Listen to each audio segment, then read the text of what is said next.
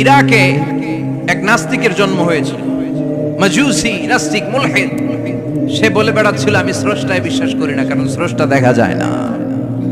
ইরাকের লোকেরা বলল আমাদের একজন ইমাম আছে, নাম নু'মান ইবনে সাবিত। কি নাম? নু'মান ইবনে সাবিত, যাকে আমরা ইমাম আল আযম আবু হানিফা বলে চিনি। সবাই বলল তুমি যে স্রষ্টারে খুঁজে পাও না, আমাদের ইমাম তোমারে স্রষ্টা দেখায় দিবে। সুবহানাল্লাহ পড়ে। সে বলল ঠিক আছে, তাহলে তোমাদের ইমামরা আসতে বলো। কবে? সামনের জুমাবারে ঠিক ভর দুপুরে, দুপুর 2টার দিকে জুমার নামাজের পরে আমিও আসবো, তোমার ইমামও আসবে, ডিবেট হবে।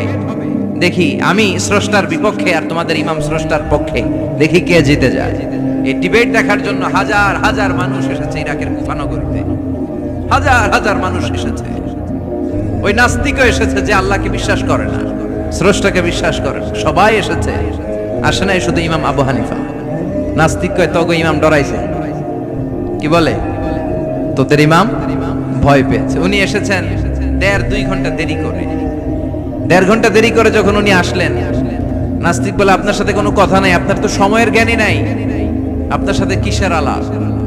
ইমাম আবু হানিফা বললেন ইনদি উযর, আমার ওজর আছে। কি ওজর? তিনি বললেন আমি যখন ঘর থেকে বেরোই আমার বাড়ির সামনে বিশাল এক নদী পড়ে যায়, আর এই নদী পেরোতে আমার নৌকা ব্যবহার করতে হয়। আজকে এসে দেখি নৌকাও নাই, মাঝিও নাই, কিচ্ছু নাই। কিভাবে পার হবো? হঠাৎ দেখলাম নদীর পাশে বিশাল বড় গাছ, গাছটা হঠাৎ এমনি এমনি 2 টুকরা হয়ে গেল। গাছ থেকে বিশাল কাঠের তক্তা বের হয়ে গেল। তক্তাগুলো অটোমেটিক্যালি জোড়া লেগে নৌকা হয়ে গেল। এই নৌকা মাঝি ছাড়া সা করে আমার সামনে চলে এলো। আমি নৌকায় বিসমিল্লাহ বলে বসে পড়লাম। হঠাৎ নৌকা আমারে টান দিয়ে ওপারে নিয়ে এলো। তারপর আমি আপনার এই ময়দানে ছুটে এসেছি। এই যে গাছ কাটা, তক্তা হওয়া, নৌকা হওয়া, মাঝি ছাড়া চলা, এই প্রসেসিং হতে আমার 2 ঘন্টা সময় লেগেছে। I am extremely sorry for that. আনা আসিফ জিদ্দান, আমি দুঃখিত। নাস্তিক নেতা বলে তোকে ইমাম গাঞ্জা খাইছে। কি খাইছে?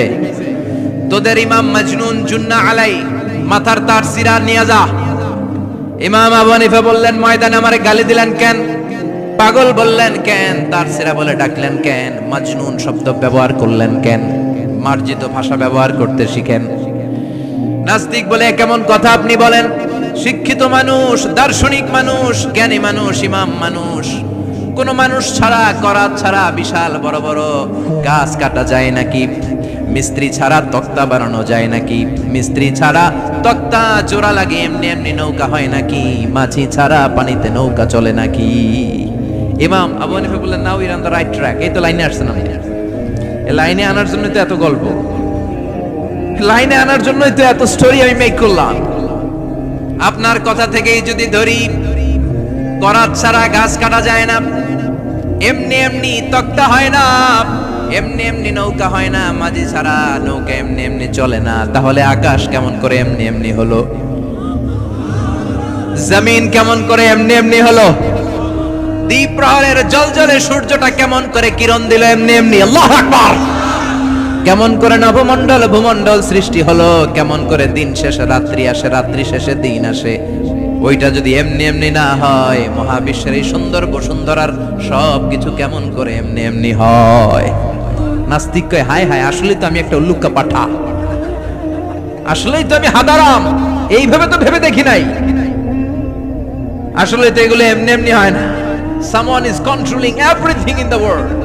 একজন মহা শক্তিধর, মহা এমডি আছে, এমডি ম্যানেজিং ডাইরেক্টর, মহা ব্যবস্থাপক, সব ব্যবস্থাপকদের বড় ব্যবস্থাপক। চিৎকার করে বলেন তিনি কে? বিশাল এক ব্যবস্থাপক আছে, তিনি সব কন্ট্রোল করছেন। এতদিন পর্যন্ত আমি বুঝতে পারি নাই, আমারে মাফ করিয়ে দেন আর পড়িয়ে দেন লা ইলাহা ইল্লাল্লাহু মুহাম্মাদুর রাসূলুল্লাহ সাল্লাল্লাহু। সাইয়েদনা ইমাম আবু হানিফার হাতে হাত রেখে শাহাদা বাক্য পাঠ করেছে। সুবহানাল্লাহ পড়ে। ঝিনুকের ভেতর লুকিয়ে থাকে যেমন মতি, ঝিনুকের ভেতর লুকিয়ে থাকে যেমন মতি, কালমা শাহাদাতে আছে আল্লাহর জ্যোতি, কালমা শাহাদাতে আছে আল্লাহর জ্যোতি। সুবহানাল্লাহ পড়েন। এই জ্যোতি যার হৃদয়ে একবার টাচ করে তার জন্য জান্নাতকে খুলে দেয় কে? এজন্য এই সূরা পড়লে নাস্তিকরা নাস্তিক থাকবে না। নাস্তিকদের জন্য এখানে আল্লাহ মেডিসিন দিয়েছেন, কিছু ডোজ দিয়েছেন। আলহামদুলিল্লাহ পড়েন। এই সূরা থেকে আমরা কিছু সময় কথা শুনবো। শুনতে রাজি আছেন তো? সূরার নাম চিল্লায় বলেন কি নাম? মুলক। মুলক মানে কি? মুলক মানে রাজত্ব, মুলক মানে ক্ষমতা, মুলক মানে পাওয়ার, মুলক মানে কিংডম, মুলক মানে সভরেন্টি। সুবহানাল্লাহ পড়েন। রব্বুল আলামিন বলেন তাবারাকাল্লাযী বিয়াদিহিল মুলকু ওয়া হুয়া আলা কুল্লি শাইইন কাদির। সুমহান সেই সত্তা যার হাতে ক্ষমতা আর তিনি সব বিষয়ে ক্ষমতাশীল। সুবহানাল্লাহ। তাবারাকাল্লাযী বিয়াদিহিল মুলক, মহামহিম সে সত্তা, সুমহান সে সত্তা, বিয়াদিহিল মুলকু যার হাতে ক্ষমতা। ক্ষমতা কার হাতে? চিৎকার করে বলতে হবে কার হাতে? নাকি আমাদের হাতে?